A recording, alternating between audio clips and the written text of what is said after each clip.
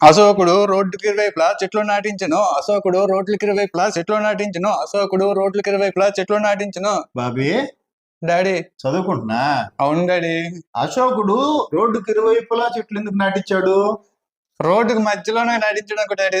మొత్తం వాహనాలు వచ్చి గుద్దుకొని చచ్చిపోతారు కదా డాడీ, అందుకు. నీ తెలివి తగలయ్యా. 50,000 రా నీ ఫీజు, అదే నీ తెలివే. ఏం డాడీ కరెక్ట్ కాదు డాడీ, అది కూడా కరెక్ట్ కాదండి. ఎవడన్నా పోయేటప్పుడు ఆగితే నేడు ఉంటుందని నాటించాడు. అవునా? సరే కానీ ఏంది ఇదే? తెలియదు డాడీ. అది తెలుసు. 6 సబ్జెక్టులు రాస్తే 3 పాస్ అయ్యేది.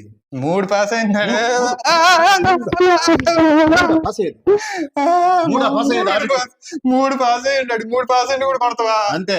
ఆయన అయితే అసలు ఏమి పాస్ అవ్వలేదు, మరి ఆయన్ని కొట్టరా? 6 పాస్ కాలేదా?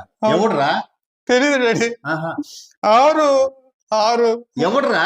6 కొట్టలేదు డాడీ. 6 సిక్స్లు కొడతానన్నాడు డాడీ. ఆయన కొట్టలేదు డాడీ. ఎవరు? సచిన్ టెండూల్కర్ రా? సచిన్ టెండూల్కర్ కాదు డాడీ. సచిన్ టెండూల్కర్ కి క్రికెట్ నేర్పించినాడు మా తాత. సచిన్ టెండూల్కర్ క్రికెట్ నేర్పించిన తాత.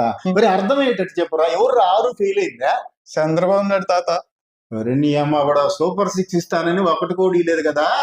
నేను 6 రాసి 3 పాస్ అయ్యాను కదా, నేనే గ్రేట్ అంటావా? అంతే కదా డాడీ. ఆయన 6 ఫెయిలే, నేను 6లో 3 పాస్ అయ్యాను కదా డాడీ.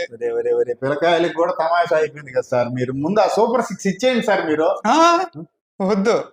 ఆయన ఇస్తే మళ్ళీ ఆయన గొప్పడైపోతే నేను తగ్గిపోతాను. ఆయన ఇవ్వకుండా ఉండాలా? నేను 3 సబ్జెక్టులు పాస్ అయితే నేను గొప్ప కదా. అంటే నువ్వు ఇప్పుడు 6 పాస్ అయిన దాకా ఆయన ఇవ్వకూడదు అనమాట. ఇవ్వకూడదు. ఏం తగులుకున్నారా? కిండల్ అయిపోయింది కదా చంద్రబాబు నాయుడు గారు. సార్ ఆయన అట్ట వెళ్ళారా? ఎందుకు తెలుసా? సూపర్ 6 చూస్తే భయం వేస్తుంది అన్నోడు ఇంకేమి ఇస్తాడు చెప్పు. అందుకే ఆయన ఎప్పటికీ ఇవ్వడు, నేను ఎప్పటికీ నేనే నెంబర్ 1. ఈసారి మళ్ళీ